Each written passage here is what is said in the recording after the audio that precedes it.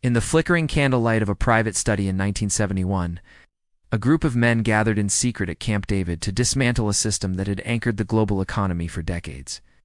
President Richard Nixon was about to announce that the United States would no longer exchange dollars for gold.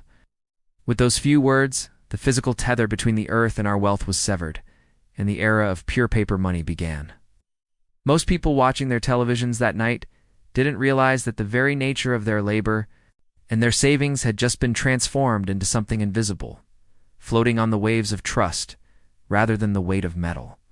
This moment was not the beginning of the story, but rather a climax in a centuries-long struggle to define what value actually is.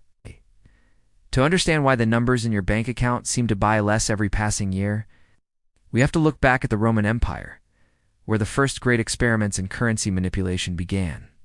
Imagine a Roman citizen holding a silver denarius during the reign of Augustus. It was nearly pure silver, a heavy and reliable store of value that could buy a predictable amount of grain or wine.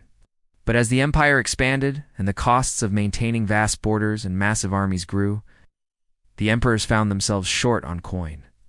They discovered a dangerous trick. They began to melt down the pure silver and mix it with cheaper copper. To the naked eye, the coin looked the same, but its soul had been diluted. As the silver content dropped from 95% to 5% over 2 centuries, the secret couldn't stay hidden forever. Merchants realized that if the money was worth less, they needed more of it to give away their goods.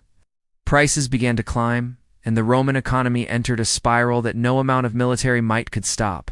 This process of debasement revealed a fundamental truth that still haunts us today. When the supply of money is disconnected from its scarcity, the value of that money inevitably begins to evaporate. But this ancient lesson was forgotten as the world moved into the Middle Ages and the Renaissance, where gold became the undisputed king of trade. For a time, gold provided a natural limit. Couldn't simply create more of it out of thin air. You had to dig it out of the ground at great cost. This scarcity gave people a sense of permanence. However, this stability was shattered when the Spanish Empire discovered a mountain of silver in the New World. Ships laden with endless treasure sailed back to Europe, and suddenly, the continent was awash in precious metal. The Spanish thought they had achieved infinite wealth, but instead they triggered the price revolution. Because there was so much silver circulating, its value plummeted, and the cost of living across Europe quadrupled. It was a clear demonstration that even the most precious metals are not immune to the laws of supply and demand. While the Spanish were drowning in silver, the Dutch and the British were inventing a more sophisticated way to move money. The banknote. Originally, these were just receipts. You would leave your heavy gold in a secure vault, and the goldsmith would give you a piece of paper, promising to return that gold whenever you asked. These papers were easier to carry, and people began trading the receipts instead of the metal itself. The bankers quickly noticed something interesting. Most people never came back for their gold at the same time. This realization led to the birth of fractional reserve banking, where banks began issuing more receipts than they had gold in the vault. It was a brilliant way to fuel industry and trade, but it introduced a new layer of fragility. The economy was no longer just built on metal. It was built on the expectation that everyone wouldn't ask for their money back at once. This delicate balance of trust was tested repeatedly through the Industrial Revolution and the World Wars. During the First World War, nations realized that they could unfund the massive cost of modern combat using only the gold they had in their reserves. They did what the Roman emperors had done, but with a modern twist. They printed massive amounts of paper currency to pay for shells and soldiers. When the war ended, countries like Germany found themselves in a nightmare. The German mark, once a stable currency, became so worthless that children played with stacks of bills like building blocks, and workers were paid twice a day so they could rush to the store before prices rose again by the afternoon. This was hyperinflation, a fever that destroyed the middle class and paved the way for political extremism. The world tried to fix this chaos after the Second World War with the Bretton Woods Agreement. They decided that the US dollar would be the world's anchor, backed by gold, and every other currency would be tied to the dollar. It was a system designed for a golden age of stability. But as the 1960s arrived, the United States began spending heavily on social programs and the war in Vietnam. Other nations looked at the growing pile of dollars and began to doubt if there was actually enough gold in Fort Knox to back them all. They started demanding their gold back, and the U.S. gold reserves began to bleed out. This led back to that quiet room at Camp David, where Nixon made the fateful choice to end the gold standard. Since that day, we have lived in a world of fiat money. Fiat is a Latin word meaning "let it be done." Our money has value because the government says it does, and because we all agree to believe in it.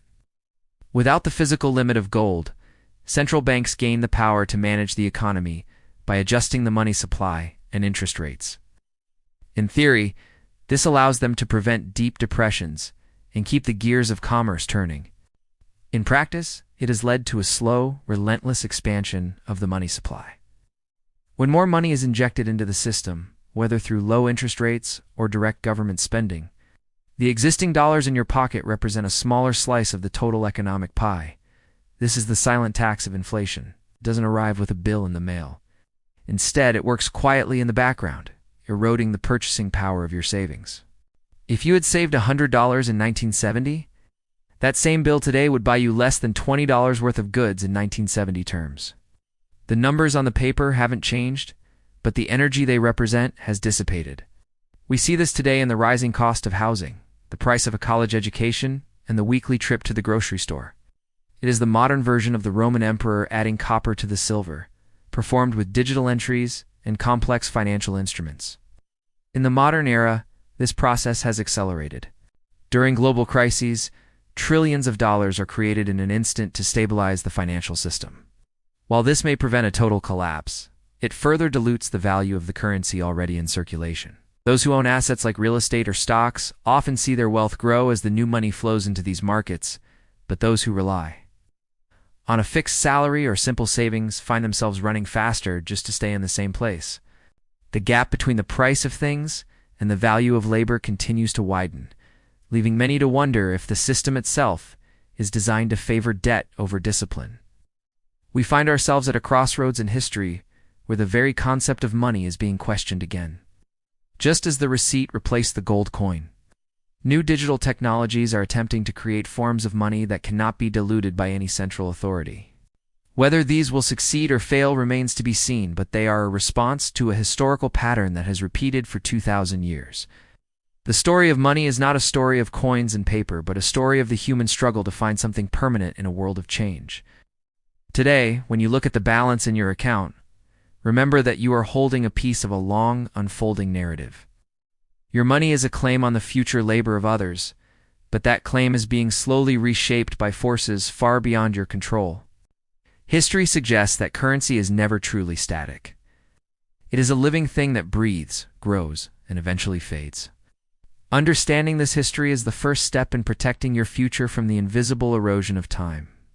Join us in the Money History Lab by subscribing for more stories behind the money.